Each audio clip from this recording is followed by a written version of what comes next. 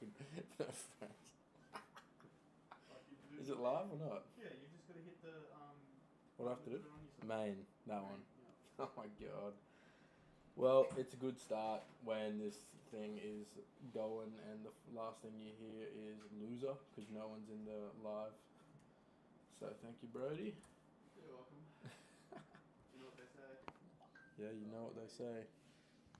Can we do an audio check on someone's phone or something like that? It was working last time. You getting that?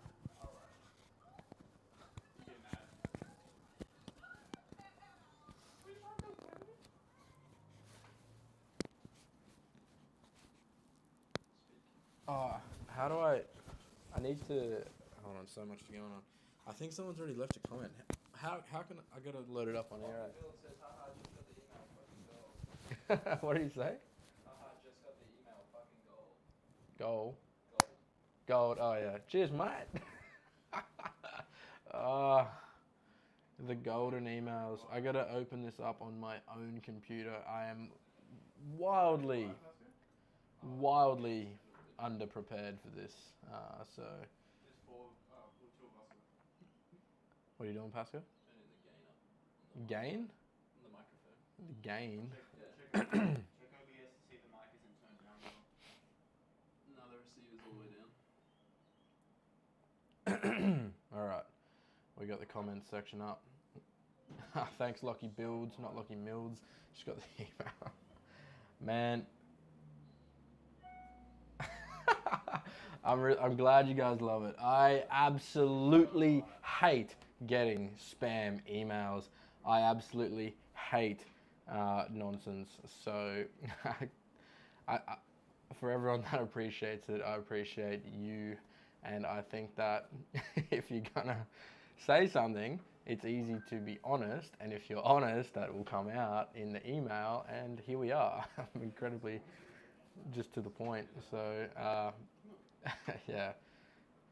Fuck saying nonsense. How is everybody doing? We got 12 people watching, which is an all-time high. I need someone to tell me if the audio and the visuals are good because I obviously don't do this on a weekly basis and I cannot hear myself. So I'll need someone to tell me. Sweet, thank you, appreciate it.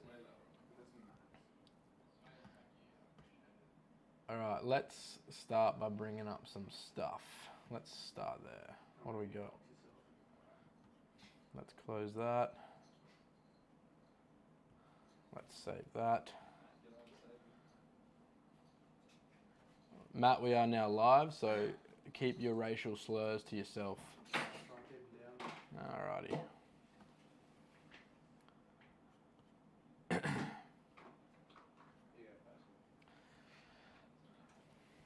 Here's the comments. Alrighty. G'day everybody. We have 16 people here, which is an all-time record. That is insanity that I'm talking to 16 people. I've barely ever had 16 friends. So to imagine that 16 people are watching this right now blows my mind. So hello everyone, and I appreciate you coming in. This is the HD hotline. This is we've already got Alex Jones in the comments. That's crazy. I didn't think I'd get that big that quick. So that's awesome.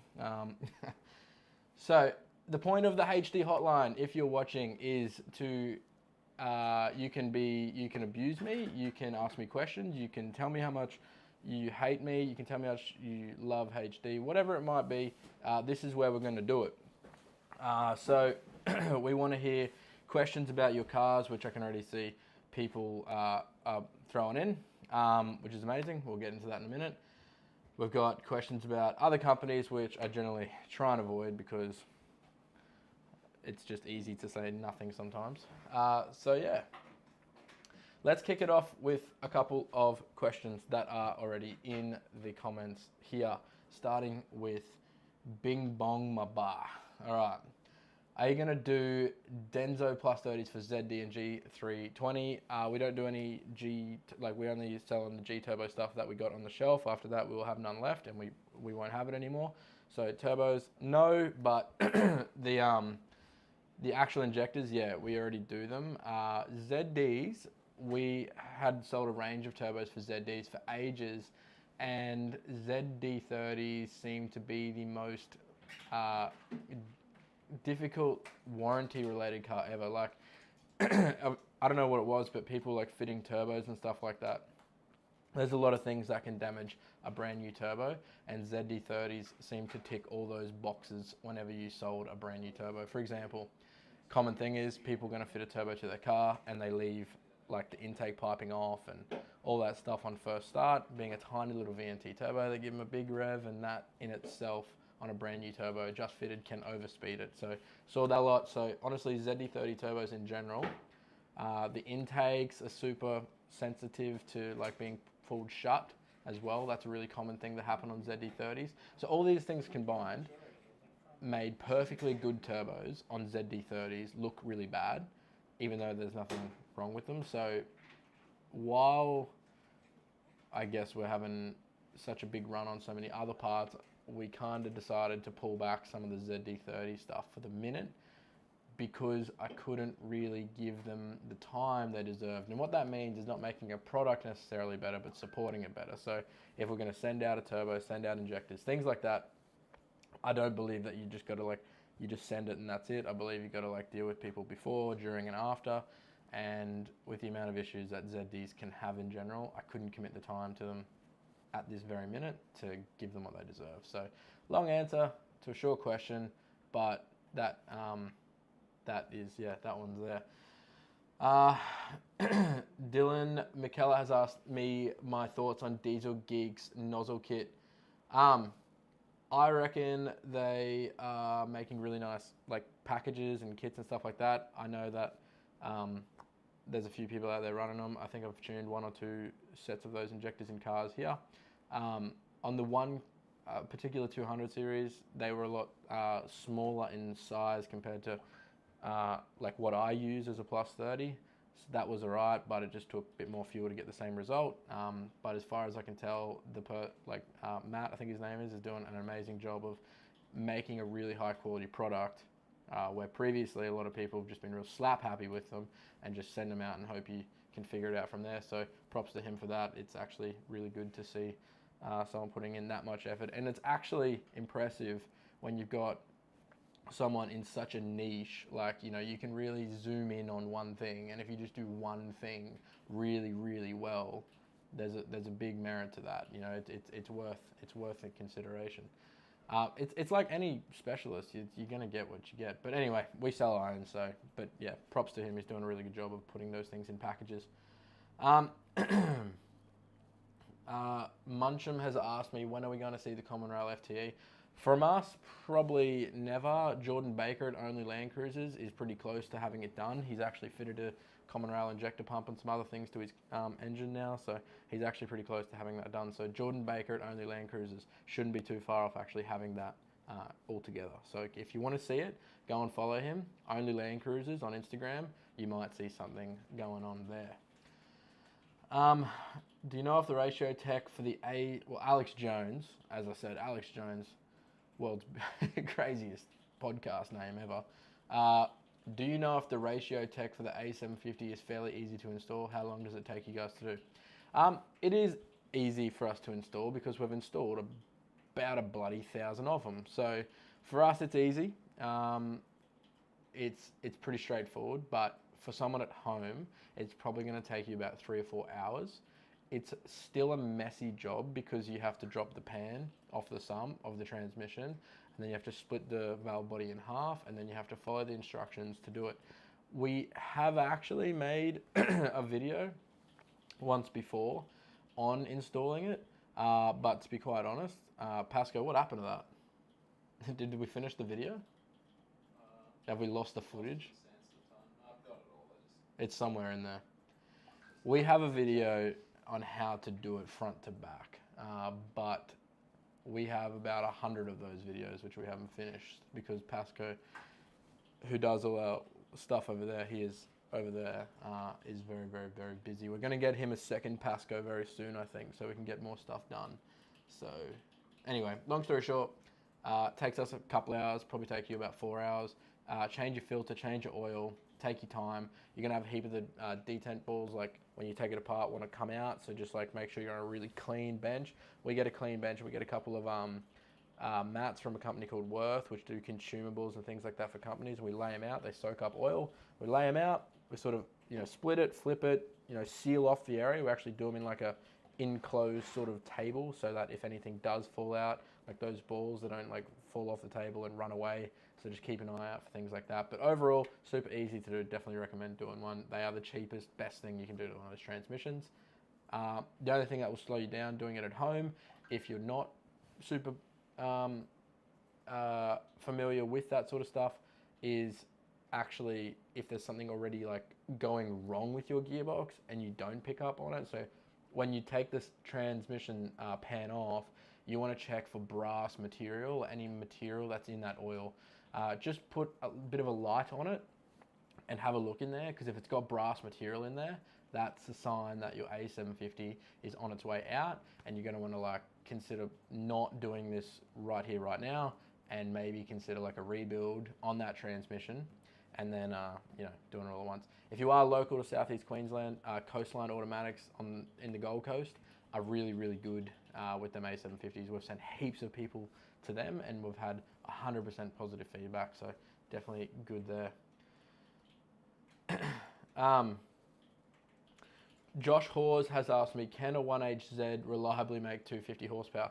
It 100% can.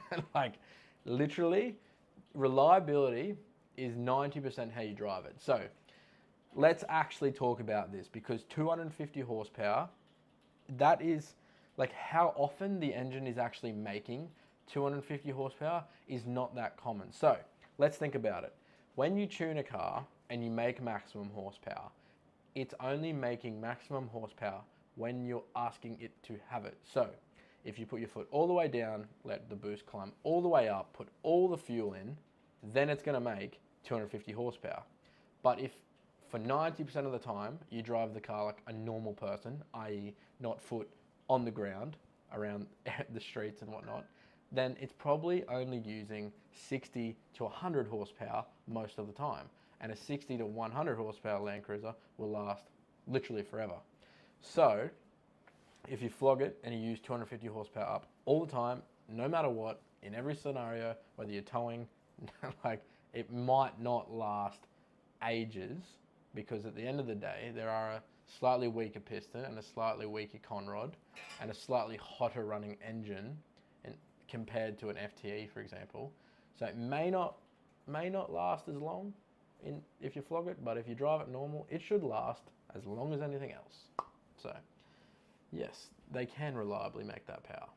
And then it also comes down to what turbo setup you use as well, because if you have a really small turbo making a lot of horsepower, then the problem with that is you're putting everything sort of, well, actually, sorry, I'm cutting myself off there. You should do that. You should have pick the smallest turbo to make the most amount of power, because that's how you're going to have a really nice driving car. But if you go too small, you're going to have a lot of manifold pressure and you're forcing it to do things it doesn't want to do.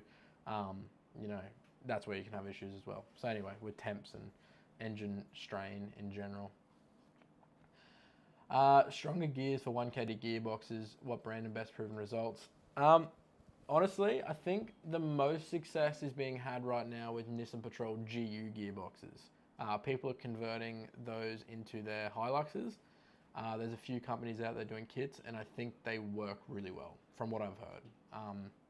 I know Kaido, I don't know what he's done lately, but I think he put one in his car once. So on Hilux N70 page, I think I saw something, Kaido something.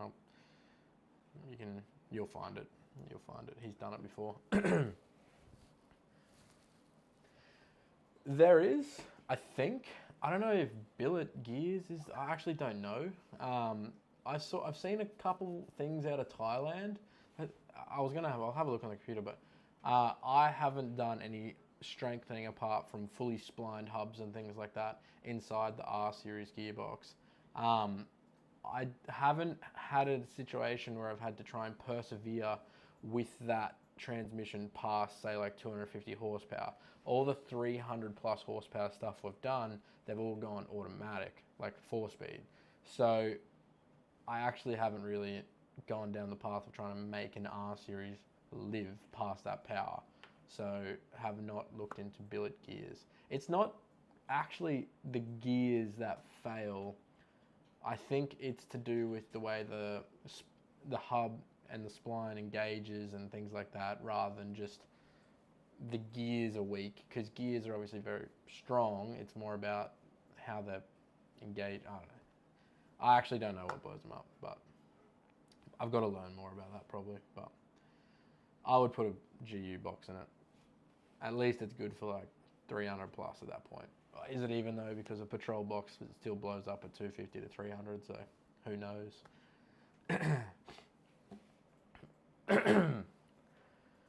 Hey Matt, would you be able to grab me a drink, please? I am. For anyone, yeah, Coke, no sugar, please. Yeah. For anyone watching, I'm recovering from being sick. It's so bad. Went to the USA. I went to SEMA. Yeah, I know. Tell me about it. So they're not even that good, but that's a TD, probably on 35s and all that, I'm guessing. So, like, it's probably not the same circumstances with your Hilux. It's probably not, unless it does have 35s and all that, but then you're just going to start mincing diffs, and then do you put a patrol diff in it? Do you, like, where do you stop with that, you know? Caleb Roberts has asked me, how much can a 1HZ crank handle? The 1HZ crank is technically good for as much horsepower as you can possibly make out of that engine. The reason I say that is because apart from the little, tone wheel sensor sort of thing on the crank for the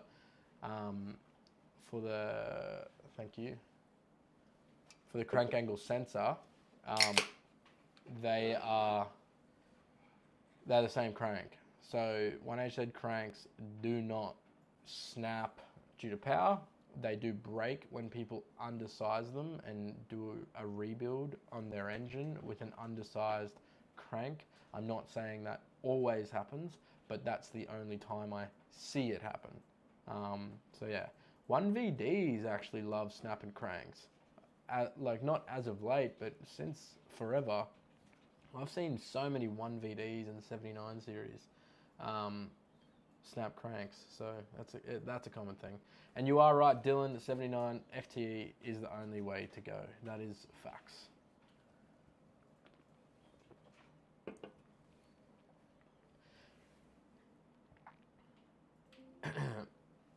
Alex Jones, any place you'd recommend for Perth in tuning?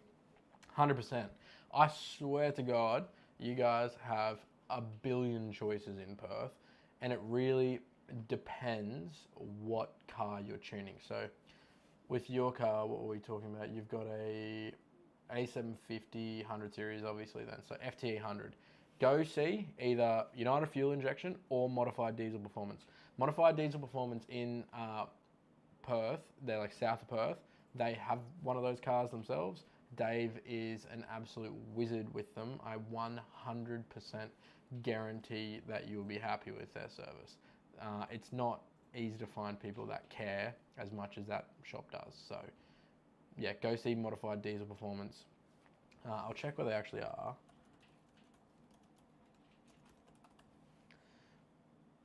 They're in Port Kennedy. Look at that, 48 Google reviews, all 5 stars. That's a 5-star company right there. So go see them. Harrison, so fellas, how do we get some big American axles to Australia? You put them on a ship and send them. But it's funny, like, I was just in the States and I went to SEMA and I saw these big trucks. There's not much like off-road trucks. Like, they do not use their trucks like we use our 4-drives. What I saw was about 1 billion F something, so F2, 3, 4, 50s, and anything from 2500, 3500 Rams, Chevys, etc., just towing gooseneck, like massive trailers with like a buggy and something on the back. I cannot explain how insane that joint is when it comes to their off-road industry. It's completely different. Here, it seems that we're absolutely obsessed with building one car that has to do it all. We want to get our Nissan Patrol, we want to put 4-inch lifts, have it legal, 35s, 300 horsepower, auto. We want everything. We want it to crawl, we want it to be fast, we want it to be good on fuel, we want to camp out of it, so we put roof tents, so we put this, we do this. We're asking so much out of one car. But when I was in the States, they just got the tow car, the 5th wheel trailer, they got the race buggy, the Ultra 4, whatever it is on the back, and they just send it. I saw one snorkel on a road car, and I saw 0 bull bars. And I flew into LA, went from California to Vegas, drive out there, and then all the way, all over the joint. Phoenix, Arizona, all over the joint, and I saw nothing like what we have here. So I'll get back to some of these questions, but American Axles, put them on a ship, put them on I don't know. Is there a Garrett turbo equivalent to the G-Turbo G400 that you've seen used? Yeah, GTX 3071 I've seen used on a FTE that made equal sort of power to that G400. It was a fair bit lazier, but whether or not that was the car, the injectors, anything like that, the setup, because it had a bit of a rough design manifold. A manifold will absolutely kill the turbo response if it's wrong, so it could have been that. Yeah, like a GTX 3071 would be my 400 horsepower Garrett style turbo. Whatever is now the G series equivalent of that, obviously pick that, like whether it's a G30 660 or something like that. In my opinion, these turbos are not designed to be on diesels and the way we use them. And if you look at Garrett's like compressor maps, it will tell you that. They don't have the pressure ratios or the airflow to match up with what we're demanding of them. We fall off, we're not even in the efficiency islands, anything like that. So you're really just taking a big guess with that. But yeah, around that size. I will tell you all about SEMA in a sec, Alex. And yes, I did see all that. That was out of control. Ryan needs a CT26 turbo variant for his 1HZ. I need ASAP 12mm pump.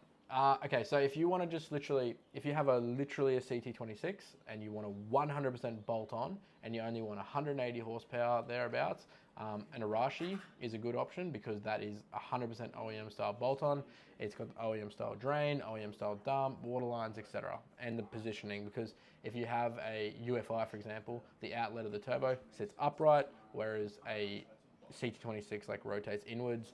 So if your piping goes across the engine and you need it to sit inwards, the Arashi is a great option for that, 100% OEM.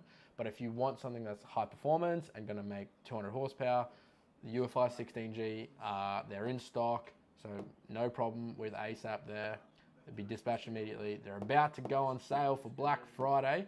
Literally tomorrow, midnight tonight, they're about to go on sale. So if you want one, get on it ASAP. That's what you're going to want to pick for that setup there. If you need it ASAP, that's my go-to for 12 mils. 18G if you want over 220 horsepower. Josh has asked, would I recommend a HX30 on a 1HZ with a 12mm boost compensated pump, ceramic coated pistons and billet rods? I am sorry, Josh, I absolutely would not recommend a HX30 in that setup. And I'll tell you why. There's a couple things that a HX30 does on these engines that I hate. So they're very small turbos. So there's some aspects of that make them quite good. Hull sets in general are gangster turbos. Like they're super well built. They sound good, they look good, everyone wants to say, I have a hull set. It's like a buzzword. People are obsessed with the word hull set because we all wanted an American truck with a hull set on it at some point, I'm sure. So it's a bit of a buzzword. And the reason I don't like the HX30s, and I've proven this on the dyno to customers in the past, even one of our own employees here had one on a TD42 in the past, but essentially what happens is this. They make a heap of response down low. Like, almost better than anything out there on the market, full stop. So huge props to it for that. But the second you get above like 2400 RPM, they just taper off the torque and taper off the power like nothing else. They do not have good airflow as that engine gets high in RPMs. They cannot keep up, and you really start to affect torque and performance and all these sorts of things. And it makes sense based on how that turbo is designed. it was simply never ever designed to be used on an engine revving out to like 4,200. They were designed for like 4.5 litre Cummins engines that rev to 2,200 RPM, thereabouts, literally. That's it. That's all they rev to. They're stationary engines, things like that. So I'm sure there's more uses for them that I'm not aware of, but that's what I see. And just because it's designed for that doesn't necessarily mean it can't be good at other things. But if you have a 12 mil pump and you've got all that stuff done to it, you're going to want to start looking at a turbo that's actually designed to be on that engine. That's what I have to say about that there. Yeah, they sound like pigeons when you downshift as well. They go, choo. I can't make the noise. I'll try my best, but I try not to talk shit when I run out of knowledge. A HE250, I actually don't know the sizing of that. So I know that with the HX30 because I've seen it 100 times and I've replaced heaps of them. But a HE250, I just don't know enough about to say. So let's have a look at the sizing for that. HE250 Holset. I'm guessing that's the next size up. I'm guessing it's smaller than a HX35 but bigger than a HX30. Am I right? You'll have to tell me. 48 mil compressor wheel. That's kind of like an 18G. That's sized up like an 18G turbo. So yeah, probably that might be a pretty good turbo. I would have to try one and see. But again, this is the only other problem again I have with Holsets in general. Not so much this one because I'm looking at a photo of it right now, which let's have a look at it. So this is the turbo you're talking about here. The thing that I don't like about this particular turbo is things like this. So around the outlet of the turbo, it's got that V-band on it. And unless you're a good fabricator or anything like that, that's a bit of a pain because sometimes they're meant to come with a little O-ring that comes in here and then it's got a 90-degree snout that shoots out. But I've seen that O-ring break, I've seen the V-band clamp snap, I've seen all sorts of stupid things happen here. So you can tell it's not designed for like a universal application on this compressor side, but back here, this I like because it means you can rotate the compressor to any angle that you want. So I kind of like that about it, but normally they're fixed onto the compressor somewhere here. They don't have this bracket, and it makes rotating the compressor cover really difficult if you have a setup like in a low mount position or something like that. Now the other problem with this turbo on a 1HZ might be that most of the manifolds are low mount, and that fitting in between the block and the manifold here may not work. So this looks like it'd be good for a high mount setup, and that's it. But no, that sizing looks good, so I mean, I'd be keen to see one. Let's have a little look. I'll go back to this for a second. Yeah, sick. There's one available on this website here.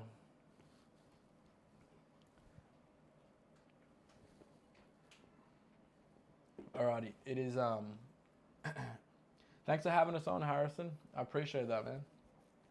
Appreciate you guys listening to me in the background and the nonsense. The nonsense that is the HD hotline.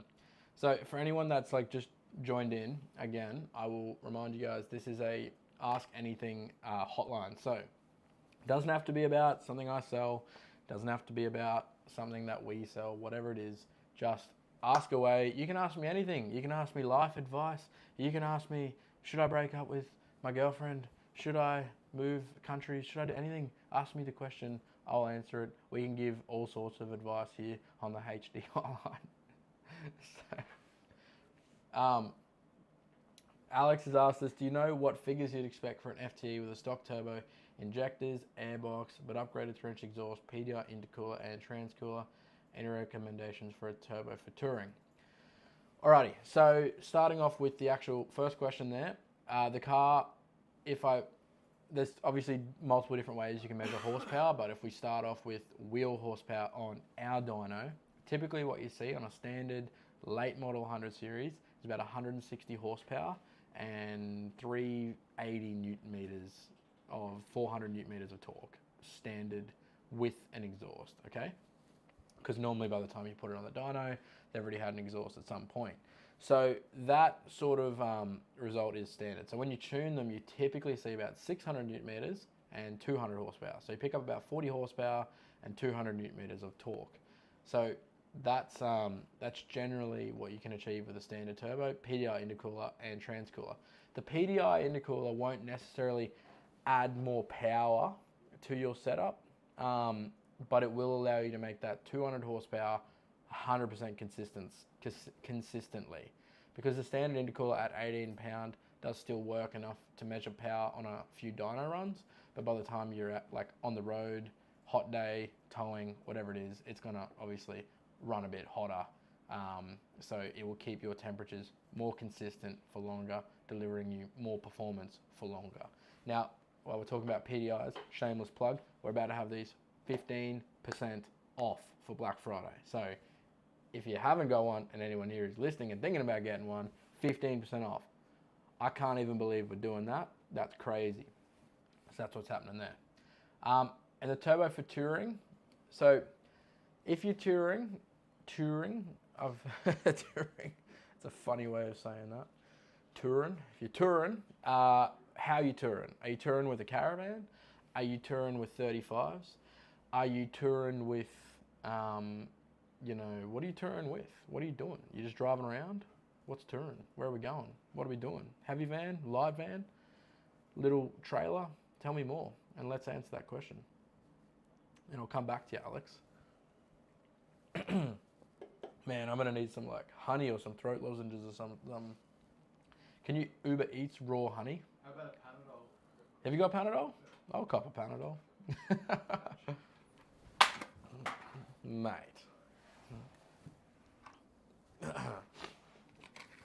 All right. I'm going through sickness and hell for you guys, and I'm just hoping that Matt has thrown me a Panadol. This could be anything. This, if you see the light, I drop one again.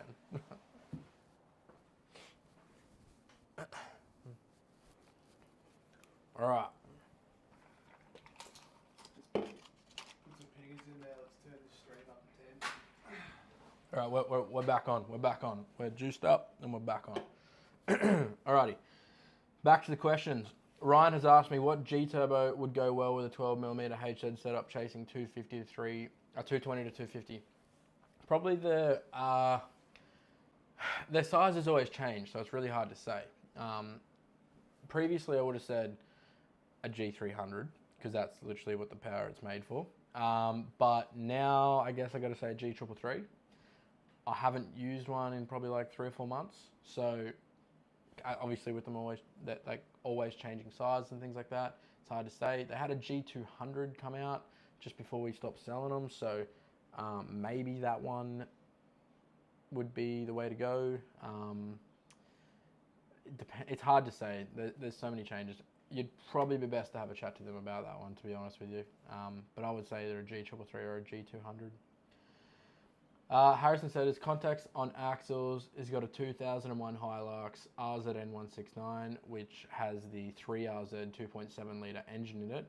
It's ready to stay unregistered. It's currently running it's running IFS twin locked and 35s. Harrison, bless your soul. You're running 35s on IFS suspension with torsion bars. That's incredible. I did that once. It lasted one full drive trip. I blew my front diff. This is actually how HD Automotive started. I was 17 years old. I was in Cairns and I had a Hilux Surf and about $1 in my bank account. And I went and bought a second-hand set of 35s. I put them on. I drove up the beach. I said, that looks like a fun hill to climb. So I started climbing it, picked up a wheel, dropped the wheel, snapped the CV, blew the diff, and then I had to fix it with $1 in my bank account. So we got really creative, and we didn't fix it actually. I couldn't afford to. I had to move to Brisbane, so I drove down here with a blown diff and blown CV. Just unlocked the hubs and I couldn't even afford free wheeling hubs, so I took the hubs off it so I could drive it and took the CV out. I can't explain to you how poor I was. So got it here, applied for a university scholarship, and I got the scholarship because I went to uni and I come from a regional town, and again I still had no money, so I applied for a scholarship, got the scholarship. Now I was 18 with a $6,000 scholarship. What do you think I spent that money on? It was my car. So we solid axle swapped the Hilux, and dropped out of uni 2 or 3 years after that. So yeah, we had to learn a lot of things all at once there, because I thought I did not like the idea of replacing something that broke that easily. So we got a front diff out of it. Yeah. Anyway, so. Alrighty.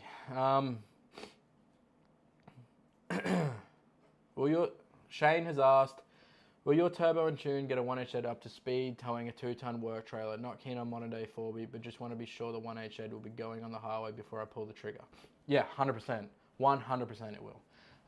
It doesn't make them a race car, and that's a common thing we always get. We go, oh, I'm not trying to make it a race car. We fully understand the way you use your car, and it's a daily driver, towing, things like that. We have done a build like that hundreds of times for friends of ours, family, things like that, who own these cars and use them for work, chippies, things like that. So if that's what you want out of your 1H, then yeah, 100%. If you're towing every day, 100% get an intercooler. It's the best thing you can do to manage temperatures from that turbo going into the engine.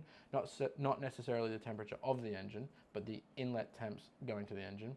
That would be my recommendation there. Something like a UFI turbo kit, PDI intercooler, and a little tune with a 3-inch exhaust. That's all you'll need for that setup. Maybe a clutch if it hasn't been done before. So that is 100% what I'd recommend there. You will love it. I guarantee. If you don't send it all back, absolutely give you every dollar back, but I know you will love it. Hey, I'm just going to answer this one real quick. Timo Carter, I'm really sorry I can't say your name. You're trying to look at turbos, but it keeps going to a live stream. Yes, you are right. We are on a live stream because our website is currently switched off. I had to turn it off. You guys were breaking it. We had hundreds and hundreds of people going on there trying to look at our deals that we're going to be running for Black Friday. So I thought, screw this. I'll turn it off. I'll flick the live stream on. We'll have a chat about it. So if there's any turbos you're trying to look at or browse or whatever, the deals will start at midnight tonight. So you're going to have to wait till either midnight or tomorrow morning to jump on our website and start browsing. But in the meantime, ask some questions. Tell me what it is you're looking for, and I'll answer your question directly with whatever it is that what you need. So, Leon, hold on, sorry. Caleb has asked, is an FTE stock intercooler any good, or is it worth upgrading? Harrison, yes, I will. If you show me a graveyard of all your broken ones, I'm sure we can work something out. Caleb has asked, is an FTE stock intercooler any good, or is it worth upgrading? 100% worth upgrading. So obviously, depending on your power level, it all depends on how and why you're going to upgrade. So as I said before, an intercooler is not necessarily a power enhancer on its own unless you're in a really high power level. Generally on a stock FTE, what you're going to get out of an intercooler upgrade is longevity from the performance. So if you're going up a hill on an incline and you're running, say, 18-pounder boost, that standard intercooler will begin to heat soak, and because it's so small, it really struggles to recover back to a more ambient temperature. Like say it's a 30-degree day, it heat soaks up to about 50 degrees. It's going to take a really long time to recover because there's not much surface area on that cooler. So having a bigger cooler, it will recover quicker. If it even needs to recover at all, because it's so big, it might just stay a constant ambient temperature entirely. I know for my PDI intercooler, every day, if it's a 30-degree day outside on the highway, my inlet temps will sit about 34, 33 degrees, so about 10% higher than ambient, 100% of the time. That's what I found with my own car at least. So yes, it's worth upgrading, absolutely. What cheaps, Leon has asked, what cheap 16G would you go, 10mm, HZ, no UFI, anything prime for a car you're keeping for 1 year? I would go for the Arashi CT26 Turbo. That's a lot cheaper than a UFI Turbo. They are not a 16G as such, or a CT26 base, but they're very similar size. They run an FTE rear housing. So there's a common part number you see on the rear housing of CT26 turbos, and it's 17020. That is a standard FTE rear housing. They're super small, super responsive, and they work really well. So that is the cheap 16G I would put on a standard 10mm pump that you're going to keep for a year. I think they're about $1,600 for this sale. So $1,600, but as cheap as you're going to get for a decent turbo. So going back to Alex's questions before, he has now added that he's on 35s with a rooftop tent, not going to tow anything pretty much, just want to explore the country while you can without government locking everything down to the extreme. What's your thoughts on track closures? Man, it's such a good question, but obviously this question is about touring and turbos and stuff for you, so I'll start there. For you, if you're going to be doing a lot of highway, the 18G UFI is the way I would go. If you're going to be doing everything under 100 k's an hour, stick with the 16 for maximum response. But go that 18. It's going to love sitting on the highway. It's going to love doing those 110 k's an hour on the highway and just flow air efficiently. So go with 18G. And my thoughts on track closures, don't even get me started. I just came back from the United States where most of the land is public land and you don't even have to get permits or any bullshit to drive on there. I hate what they're doing politically in a lot of ways in this country. It's absolutely insane to think that the amount of tax we pay, the amount of time, is going into like creating some of these tracks and these places for us to go, and they're closing down. Yes, I know there's bad people that, cause this with littering and all this sorts of stuff and damage, but at the end of the day, like, if we just always fell to if we only just did what the criminals, I guess you're going to call it, did, then we may as well just stay at home all day. It's insane. So don't get me started on that. Leon, if your thing's a T3, then consider a swap to a CT26 standard manifold, like a 1HD manifold or something. Damn. All right, we are falling behind on some questions. I'll try and catch up real quick. Yeah, Harrison, you know what I'm talking about, man. That shit blows quick. But yeah, if you need a couple of CVs for last, blow them up one more time, we'll hook you up. Hey, Matt, we're going to do a special. We're going to add specials as you guys ask for them right now. We're going to call this one the Harrison Special, and it's 2 CVs for like an LN's, RZN, like 97 to 05 Hilux. Do them cheap. Yeah, I was about to do that anyway. So This one is the Harrison Special. Me and Harrison think alike. Harrison, if anyone is out there, you have Harrison to thank for this one. We're thinking about doing the Alex Jones Special, but we don't have any gay frogs to put on special. I hope you understand that joke. That's that's a deep one, that one. So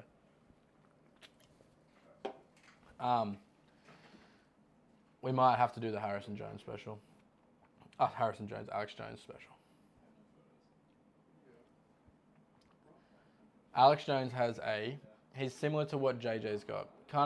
Alex, you've kind of got, JJ is one of our mechanics here, and his favorite job is to fit a FTE valve body A750 kit and Unichip. He's got the walk out the door special. We couldn't get a photo of him because he hates his photo getting taken. So we got a photo of him walking out the door, and it's called the walk out the door special. So 2 things about that. It's an all you need special, so you can just walk out the door, get it, and that's all you need. But it's also JJ's favorite package. So Alex, you kind of got that JJ package going on there, so have a look at that. Sniper Pro 497 has asked, haven't seen a lot of Nissan Patrol with 6.7 Cummins. I've seen so many 6BT, but I think the 2008 6.7 Cummins with a 4L80 would be better, but it would need chassis strengthening, I'm guessing. Look, I've done one Cummins swap, and I did an ISDE 4.5, and I had to brace the chassis. I think it was the same weight as like a TD, but the thing is, the way they make torque and the way they spin up is so aggressive. Like if you put your foot down from like 1,000 RPM, like if you're idling in 3rd gear and you bury your foot, the whole car feels like it wants to throw you out of the driver's seat. It is that violent, the way the torque comes on a Cummins down low in a Patrol, that and a manual gearbox at that it is scary. So just on the pure fact that the engine is torquing up that hard, that aggressively, I would brace the chassis because the likelihood of you tearing something off it is pretty high. I agree. I hate 6BT Cummins, like 5, 9, 12 valves. They remind me of old dinosaurs. Like, I love old engines, but they're so, I don't know, agricultural. Like, they're not meant to be in these cars, I reckon. But the Common Rail 6.7 Cummins, awesome engine. Got their faults, obviously. But once you fix those few little things, you have a really nice Common Rail 6.7 Cummins. I reckon that would be an amazing car to drive. I've driven a few actually, and they are pretty good to drive. Stephen has asked, he is looking to upgrade the cooler on his 100 series FTE, and he's interested in the Dynamotive cooler. Do you have to take the bull bar off to swap them over? Let me call one of our mechanics. We're going to go live with Mitch, who has fitted heaps of them. I actually can't remember. We're on speaker with Mitch. Let me call him. Mitch has fitted a heap of these. Great cooler, by the way. Hey? He will answer, surely. If he doesn't, I'm calling him straight back. The person you have called. No. I'm calling him twice, so he thinks it's an emergency. Help. You just fitted something to a car today and it fell off on the highway. And they're coming to your house, Mitch, to fix it. The person you have called.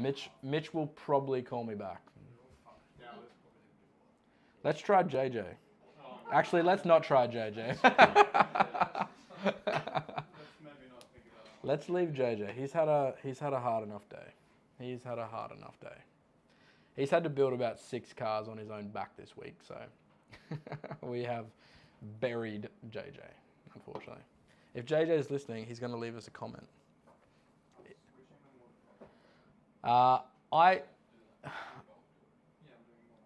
Steve, I think you probably do, but I'm pretty sure Mitch has done it without taking the bar off, but for what it's worth, for them alloy bars, I would probably take it off because it would just be a lot easier to do a nicer job than trying to work. So there's a theory, if you're a mechanic and you work on cars, the theory is just you try and cut corners, you end up taking longer.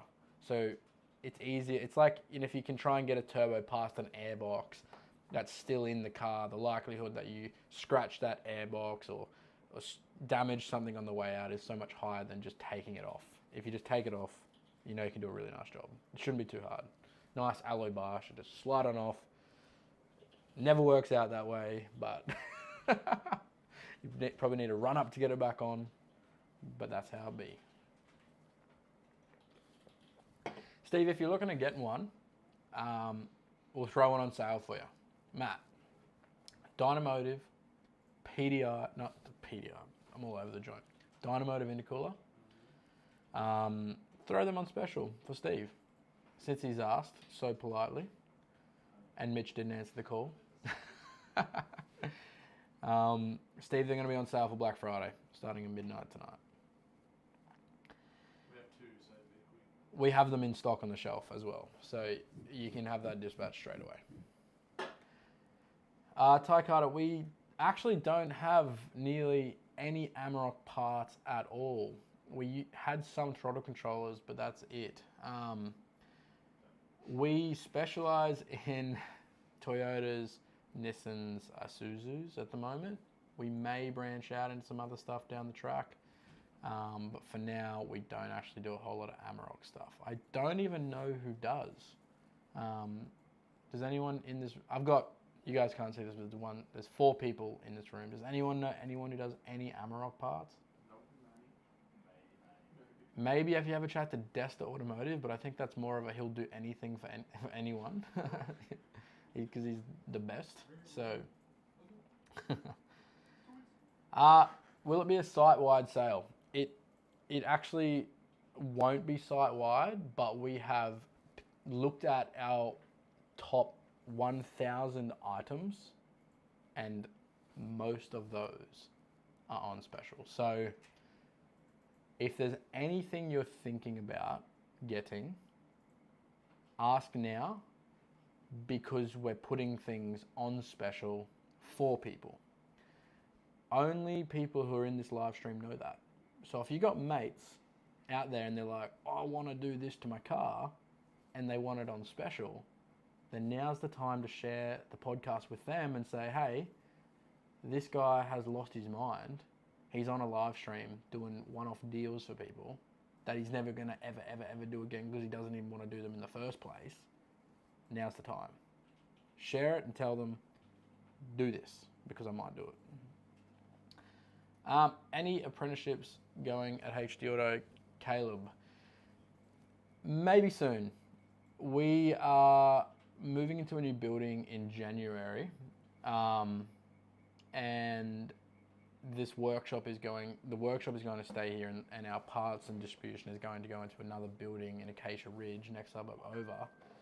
And so essentially the workshop will be able to grow because the part store, which is the thing that takes up all the space from it, will be out of here. So yes, there is a chance that that will become available, and we'll be looking for motivated people who want to work on these Land Cruisers. Excuse me. Harrison, hear me out. Without the option of selling, what's your dream build N60 motor box transfer axles? All right, so this is what I'd do. I would get a N60 dual cab. I would have it set up like a bit of a crawler. No, screw that. High speed. Everything's about speed. It would have coilovers. It would be, there was a few pre-runners I saw in the US that I would set it up like that. So I'd set it up like a pre-runner, like I saw in the US. So I'd have coilovers through the, like a tub, like maybe a space cab, shortened chassis. So space cab body, shortened chassis, tub, flared, fiberglass, coilovers through the tub, Kings, 37s, IFS front still, but proper IFS, like long travel, hit it at 1,000,000 kilometers an hour fast, and that's how I would do it. Kings, coilovers, engine, I would pick something. It would have to be fast. It would have to be like, I don't care about LSs, so I don't know about that, but they make pretty good power. Something V8, something new. Good question. Powerful engine. I don't know. It'd need to have like, huh? Subaru. EZ30, yeah. Flat 6, Porsche engine. I've been told to put a what? EZ30 Subaru engine. Flat 6. Alright, well now I'm just We do have a special ed kit. now. Alright, the special ed kid that we hired has just set up things, and we disagree with them aggressively. We do not want anything to do with Subarus. Forward drive to sound like a Porsche. This is what happens when you have the Yeah, we're talking USA, man. Harrison, if you froth that stuff, man, go just fly to LA, drive from LA to Vegas in Nevada. Your mind will be blown at what you see on the highway. There are literal pre-runners that would send you to jail here if you drove them on the highway, just cruising around the joint in the US. It is out of control. Wheel poke, normal thing. This much of it, have it. No one cares. I can't explain it. It's ridiculous. So I'd probably have a build like that, but... all right, Matt, we have a few things we have to put on sale because the people have asked. So LM106 power steering pump for James Bennett has to go on sale. We even have that. Yeah, we have heaps of them. What are you talking about? Heaps of them. What are you talking about? That's the one I showed Do you even work? Do you even work here? What do you even do, mate? Yeah, you know the ones that have got the gold pulleys on them? They got gold pulleys on them, man. All right. So yeah, we're gonna do that for you now, James. and then once you've done that, Matt, Jonah has asked he needs a TD42 16G right now. Like, we need to invent teleportation for him. Front mount, PDI kit. We'll be getting new injectors to go with it, but 180 or 200 horsepower UFI setup. You got that? Should have an 18, No, you can do a 16. you want before Christmas? You might have to wait a bit for a 16. You might have to wait a little bit for a 16. They have been, we ordered, how many? We ordered like 50 of them or something. Like, we ordered like 50 of them, and yeah, they might all be sold. So, Don't talk shit. Marty's a friend of the channel. Marty, Marty's been on the channel before. has he? Remember he has a little talk about... Oh, yeah, I know what you're saying. I know what you're saying. Friend of the channel. Alex has asked, did you, Matt, jump on the live so you can see the comments and start adding those as deals for these people, because they must have them. And if they haven't told people, again, don't forget, tell your friends you want discounts. This is the way you're going to get them. You got to get on the live, you got to leave a comment, you got to say, give me a discount right now. And we will do it. We will set it up. And then tomorrow, when the sale's live, you're going to have to go there, you're going to have to buy it, and that's how it works. Alex has asked, the Unichip for FT, what's the go with the mapping? Is the Lumpy Idol or Limmy their own selects or across the whole thing? What would you recommend for the selects? So I always do it, obviously there's 5 maps, so there's 1, 2, 3, 4, and 5. I always do most power to least power, so number 1 to 4 is how it works. So power, I do tow, I do an eco, and I do a stock tune or a valet tune. Then on number 5, I do an immobilizer, because there's plenty of grubs out there these days. And if you have it on the immobilizer, your car cannot be started or driven. Now, don't be scared, because if it does go on the immobilizer, and say the worst thing could happen, that your car has a fault with the map switch and you're worried you can't put it back into another tune, well, you can. It will always default back to 1 if the switch is unplugged. So nothing to worry about there. Now, as far as the Lumpy Idol and Limmy, they are on their own maps. So if you want them on a map, you can select, say, tune 3 for Lumpy Idol and Limmy, and you can have it on there. Now, with your 5-speed auto, the Lumpy Idol is really hit and miss. Some do it, some don't. I don't know why. We've worked out a way to get 99% of them to do it, but just be aware of that one. That's all. It really works. And then we set them up so that it does torque reduction through the transmission as well on shifts. It works really well. Yeah, that's generally how it works. If you have any other questions about that, feel free to ask. HK is getting a 21L and a UFI 12mm for the TDs. We'll see what we can do for that. Just be aware that anything pump related from UFI is about a 10 to 12 week wait. And it actually is a really good time to address that. Why the hell is it a 3-month wait for a pump? Well, it might seem crazy, but I shit you not, there is about 300 orders at any time for those pumps. And they are all man-made by people in Perth. So it's not like you can just make more. You need more people. Pump builders are really hard to get. Like, they're a very unique breed of person, as in they don't exist very commonly in society. So it's really hard to scale things that are popular like that up. So you might wait, about 12 weeks for a pump at the moment. And pretty much ever since we started selling them, they've been that popular. Groot is going to buy a UFI 18G, a UFI 12mm pump, and an MPC clutch. What engine is that for? Is that for a TD or a 1HZ? What are you looking at for that? Because I'm guessing it's a TD, based on what you're saying there. Grayson is getting a 21L and a Tilix manifold. Are they going on sale? Yes, they are. They're already going on sale, so nothing to change or adjust for you there. They will just simply go on sale. So happy days there. FD at 420k, when should injectors be replaced? About 120,000 Ks ago. So if you've managed to get it that far, nice work. They're well and truly overdue. My go-to rule of thumb is every 150 if you're paranoid. about it, but we all know how quickly you can do those kind of Ks, and it's not like something you need to, you know, you can stretch them out to like that 300 mark. I see all the time. I would 100% be replacing them about anything past 300k. At those Ks as well, you might want to start considering, as you get closer to 500, an injection pump as well. Depending on not whether it's a 79 or 100 series, the pumps tend to wear differently. I see them in the 79s, they take in a lot more dust through the fuel tank, like they breathe it in a lot more.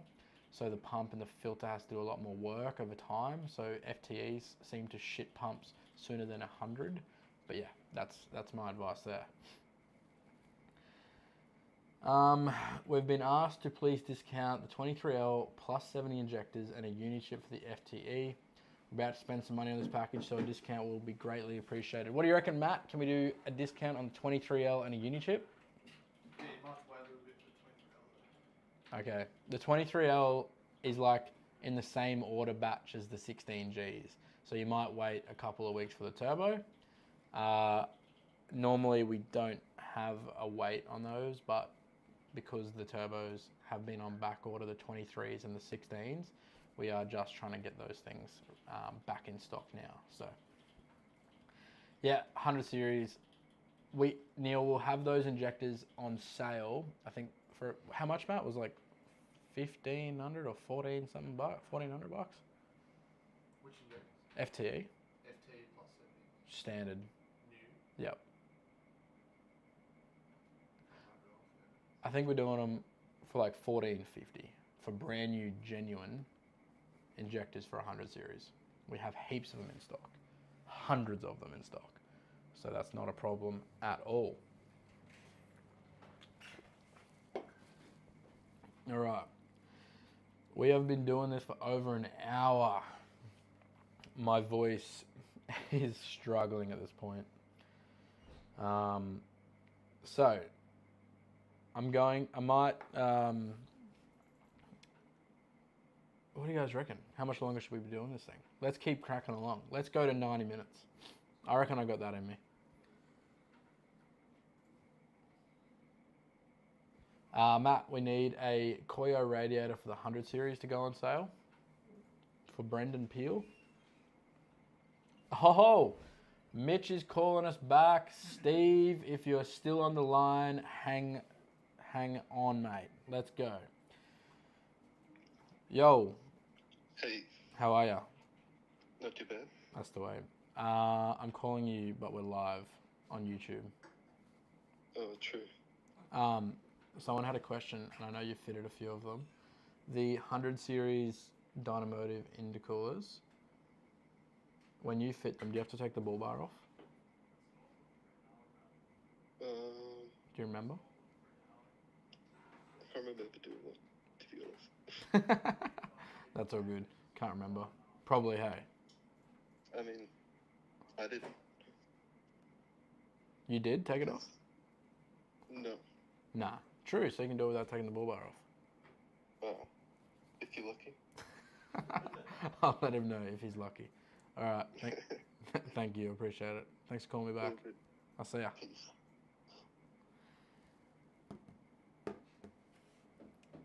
Jonah, they're done. Let me show you guys some. I'll show you something. The manifolds are the last piece of the puzzle. We have them coming in. Let me show you a photo of them. They are bloody beautiful.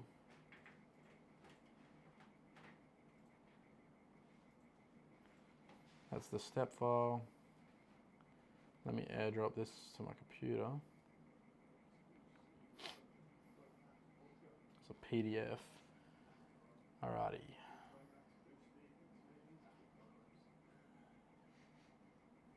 Let's flick this over to the desktop now. So, this was the last piece of the puzzle for the Jimneys, and this is it here. So, we were not mucking around this time. We wanted the manifolds to be cast. We didn't want to do anything like we had in the past where we handmade stuff. The bloke who was handmaking some for us is an absolute weapon, but we believe we're going to sell hundreds and hundreds of these things, and I don't know if we can make hundreds and hundreds hand labor and supply them to our dealers in the way that we would like to. So they're done. The multi-mapping is done. They drive, I've got one, it's our own car. Look, we take, with our development on stuff, we take our sweet time, unfortunately. And the reason for that is because to this day, we send about 400 or 500 orders out every single day, thousands of orders a month for cars that are 20, 30, even 40 years old. So if we're here today doing that, then I'm not the sort of person that has to rush to bring something out when I know that I'm going to be doing this forever, because I love this industry, I love what I do, and there's no need to try and half cook something. It's taken a long time. There's been a lot of development and R&D that goes into it. So it just,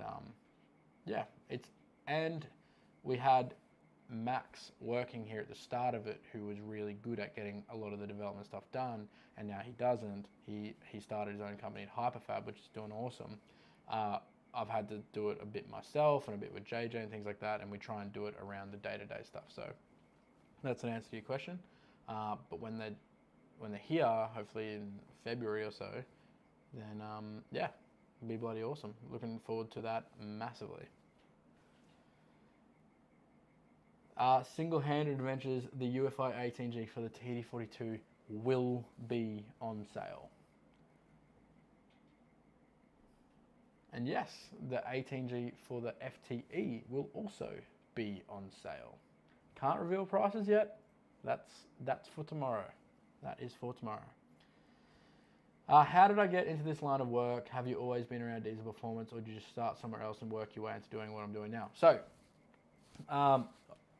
the way I got started into this was a story I told before, where I had an old Hilux Surf. When I got that Surf, I knew nothing about cars. Absolutely nothing. I was an absolute idiot. You can find posts on forums going back years ago where I was asking some of the most stupid questions just because I didn't know a single thing. And eventually, when you have no money and you want to get something done, you got to figure it out. So I started to learn, and I started to join forums, and I started to talk to people who knew more than I did, and people were really, really kind to share information. This is when I was about 18 years old. I'm 28 now. So slowly, I was able to start modifying my own Hilux, and I'll talk about the performance side of things because that's where it all obviously ended up, not in the suspension side of things. There's some really knowledgeable people on some forums, and one of those people sold me a turbo manifold for that. I don't know what they're doing these days, but back then they sold me a turbo manifold. I had a 9.3 Saab that my dad was wrecking, and I had a spare Garrett turbo that had come off it. So it was all free, basically. I fitted that to that Hilux, and I made a performance increase to it, which I really enjoyed driving afterwards. That was all dodgy. It was like I'd taken pipes off the Saab to join up to put on the Hilux. It was all $0. So after that, I got a bit of an idea as to what you can start to do to these things. And by the time I was kind of done with that car, I had it for 3 years, I was able to sell it for about 12 grand, which was a lot of money for a Hilux Surf back then. That put me in the seat of a GQ Patrol with a TD42 in it. And then I met Dale at Performance 4x4 in Capalaba in Brisbane here. I bought a turbo, pump, and then I intercooled it, put a 3-inch exhaust on it with that 12 grand, because that's all you needed back in the day to buy a car and modify it. Crazy. To make 250 horsepower.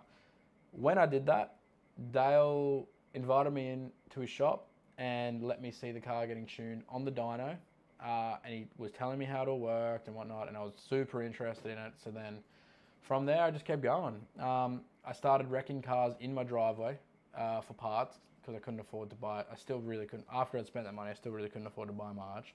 So I'd wreck cars to get the parts off them and sell the parts for money, obviously. And then eventually people started asking me if I could fit parts to their car, and I said, you know, like, I'm not a mechanic, but if you want, sure, I can. Eventually that got super busy because, like, at that point I knew what I was doing, had done a fair bit of work to cars, and I was doing it obviously cheap at my house. And then, yeah, had a heap of cars. I met a mechanic. We got a shop together, so now I had a qualified person, and I could, like, sell work to people. We got a shop. I kept selling parts. He ran mechanic stuff. And then eventually it's kind of grown to what it is. I'm no longer in business with that person now, but we obviously have qualified mechanics here at HD, and that's how it all started. So that's how it happened. That the company started, you know, at my house in 2017. The company was actually properly started in 2019, and then yeah, that's it. Now it's like 6 years later. And we have 14 or 15 staff that work here now. Yeah, that's how it all happened. So that's a bit of a story. I obviously learnt things as I went. So, like, I learned how to tune cars by doing courses. I learned by tuning my own stuff. I learned by talking, getting good contacts, things like that. And the thing I've learnt the most is that you really, really never, ever know everything. You always have to learn. If you think you know something, you don't. You start again. Like, you gotta keep your mind open.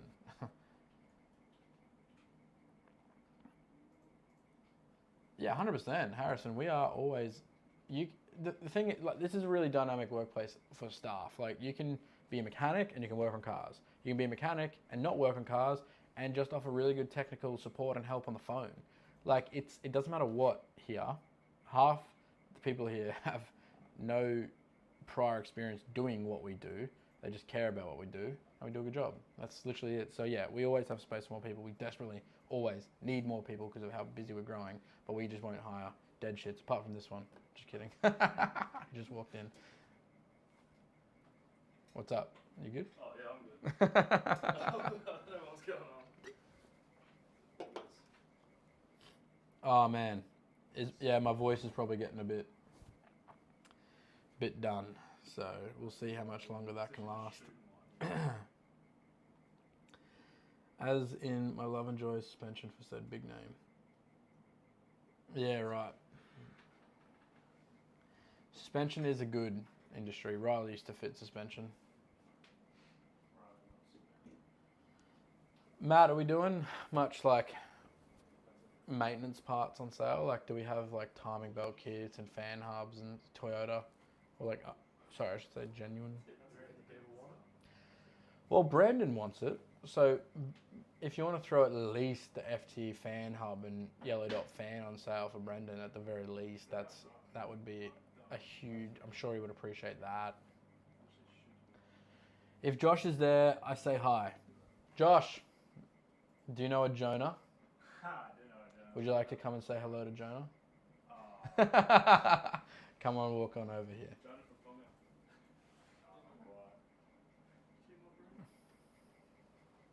It's alright, Brendan, we got your back. Hello, Jonah. You're not in it. Am I? Hello, Jonah. Actually, let's get a roll call. We got to do everyone. Look at this. Everyone, come back, Josh. Every single person come and stand up.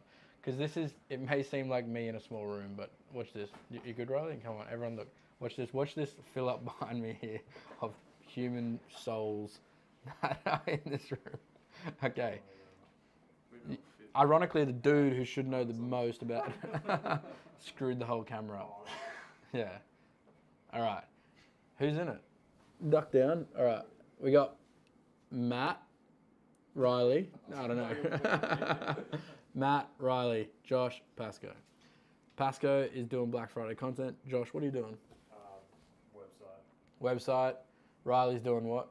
I'm just talking to everyone we missed because we're getting pumped. He's talking to everyone we missed because he's getting pumped. And Pasco, what are you pumping? Black Friday. Black Friday sales.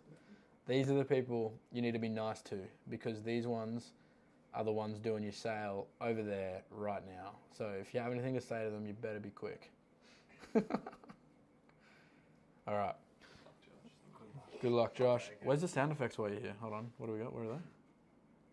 Oh, there. All right. I'm scared to press it because it might be super loud, won't it? Really? Why? I don't think it's coming this way. Nah, look at the video. Really? Can you guys put my car inside, please? Where are your kids? Holy! Airdrop that to me right now to the Mac. Really? Can you guys move my car? And apparently there's a Category 7 cyclone coming right now. I'll call them. I don't know where they are. Hold on one second. Oh, cool. I have a tile on them. Guys, I'm doing this through a storm. Yeah, wait till the end. It's literally just shooting lightning, you know? They might be downstairs hanging up. Because has anyone moved my car today? Oh, they might be in my bag. They might be hanging up. Chuck it in. Sorry, guys. Quick intermission. Because we have... Just go check. They might be hanging up, I reckon. I can't see them anywhere else, so... Apparently there's a massive storm coming. So...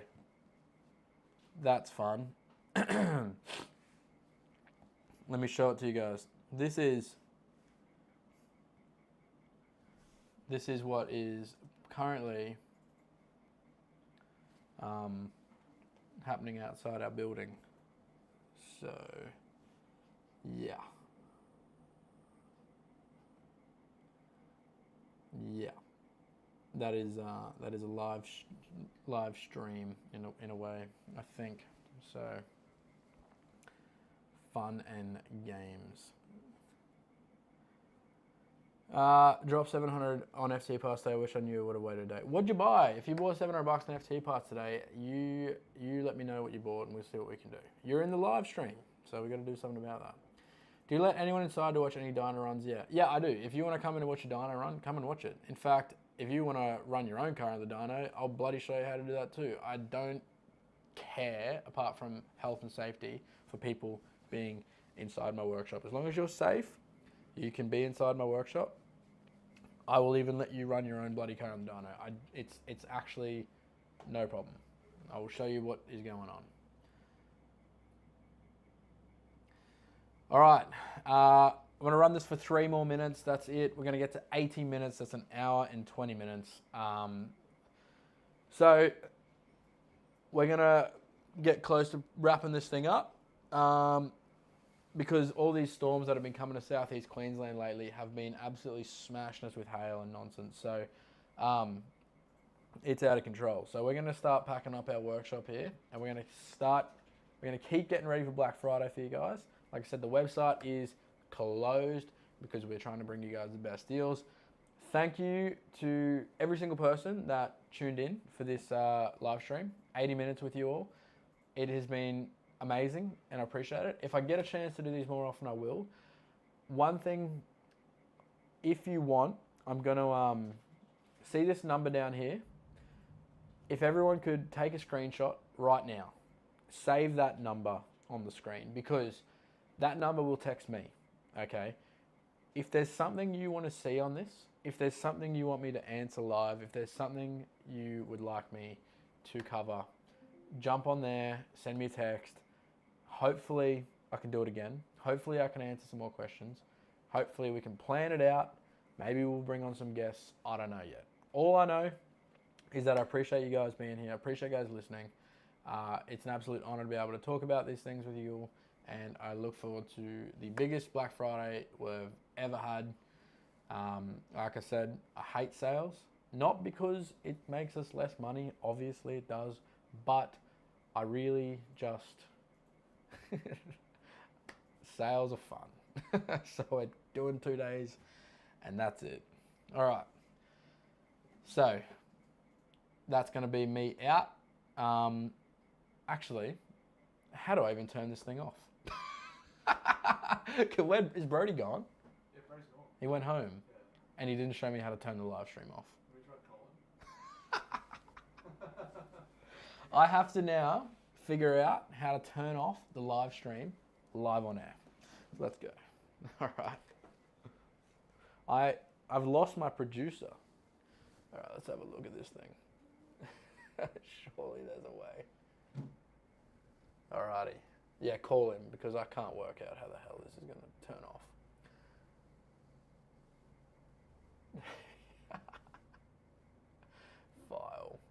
edit, view, docs, tools, help. What do we got? Here, chuck him in. Brody, you left me to die. You left me to die. What do you mean? You left me to die in the Sahara Desert. How am I? Oh, I just hit the thing that says stop streaming. Is that it? Yeah. Well, that would make sense. You guys gonna know that? Apparently, I gotta hit the thing that says stop streaming. All right, that's it, guys. Goodbye. Thank you. I love you all.